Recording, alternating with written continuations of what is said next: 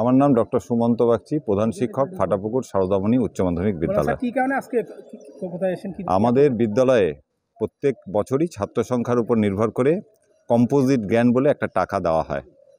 সেটা ৭৫,০০০ থেকে ১ লাখ পর্যন্ত হয়।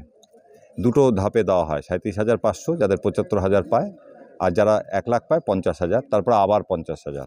এই ২০২৪ শিক্ষাবর্ষ প্রায় শেষ হয়ে গেল। এখন তো 1 জানুয়ারি টু 31শে ডিসেম্বর। আমরা ১ টাকাও এখন পর্যন্ত পাইনি। এইটা ছাড়া বিদ্যালয় পরিচালনা করতে করা অসম্ভব। ইলেকট্রিক বিল প্রচুর আসে, সেই টাকা দিতে হয়। সুইপারের টাকা দিতে হয়, পরীক্ষা নিতে হয়, সে পরীক্ষার খাতার নিতে হয়, প্রিন্টিং মেটেরিয়াল, কোশ্চেন নিতে হয়। এই প্রচুর খরচা থাকে, যেগুলো ছাড়া আমরা বিদ্যালয় চালাতেই পারবো না। এই নিয়ে আমরা নিখিলবঙ্গ শিক্ষক সমিতি, প্রধান শিক্ষক শিক্ষিকা, জলপাইগুড়ি যে উপসমিতি আছে তার পক্ষ থেকে আমরা আমাদের এসএসএমের যে প্রধান ডিপিও তার কাছে একটা ডেপুটেশন দেব যে টাকাটা অবিলম্বে দেওয়া হোক। এই টাকাটা যদি আমরা না পাই তাহলে আমাদের পক্ষে বিদ্যালয় পরিচালনা করা চালানো অসম্ভব। এখন কিরকম পাচ্ছেন? এখন ১ টাকাও, এই বছর ১ টাকাও পাওয়া হয়নি। মানে এরকম সংখ্যা কত জেলা স্কুলের সংখ্যা? মানে আমার কাছে যা খবর আছে পশ্চিমবঙ্গে একটা স্কুলও পায়নি।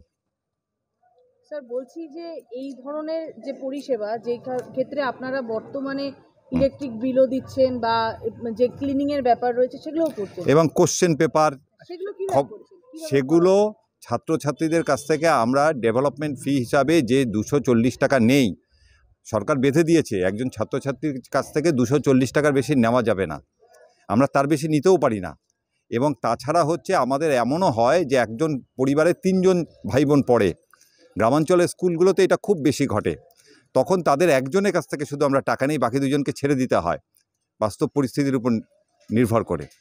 এছাড়া আমাদের ছাত্র সংখ্যাও তো বাংলা মিডিয়াম স্কুলগুলোতে বাড়ছে না, কমছেই। সুতরাং আমাদের আয়ের পথটা প্রচুর কমে গেছে, কিন্তু খরচা একটুও কমেনি। কিছু খরচা উপর সাথে তো ছাত্রছাত্রীদের সংখ্যার কোনো সম্পর্কই নাই। ইলেকট্রিক, সুইপার কি আবার কম টাকা নিবে ছাত্র কমে গেছে বলে? সুইপার তো সেই টাকাটাই নেবে।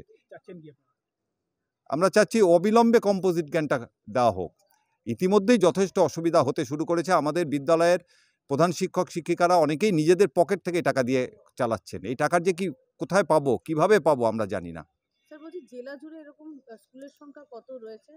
আমি কি বললাম, রাজ্যের একটা স্কুলও পায়নি, সরকার পোষিত স্কুল যেগুলো। না এই জায়গায় কি কোনো রকম ভাবে, যে ১ নম্বর বুঝলাম যে সব কোনো স্কুলই পায়নি, কিন্তু রাজনৈতিক কোনো শিকার বা বর্তমানে যে ধরনের পরিস্থিতি রয়েছে সেটা কি কোনো রকম ভাবে মানে না, এর মধ্যে তো আমি মানে কোনো রাজনীতি দেখছি না। তার কারণ হচ্ছে পশ্চিমবঙ্গের সব স্কুলই তো পায়নি। সবাই নিশ্চয়ই একই রাজনীতির আঙিনায় না। তাহলে এখানে তো রাজনৈতিক কোনো পক্ষপাতিত্ব আমি দেখছি না। এটা শিক্ষার একটা ইয়ে হচ্ছে। ডক্টর সুমন্ত বাগচি, প্রধান শিক্ষক। হ্যাঁ, হাই সেকেন্ডারি ওই প্র্যাকটিক্যালের যেগুলো হাই সেকেন্ডারি এবং যেখানে বিজ্ঞান বিভাগ আছে তাদের ল্যাবের জিনিসগুলো তো কিনতে হবে।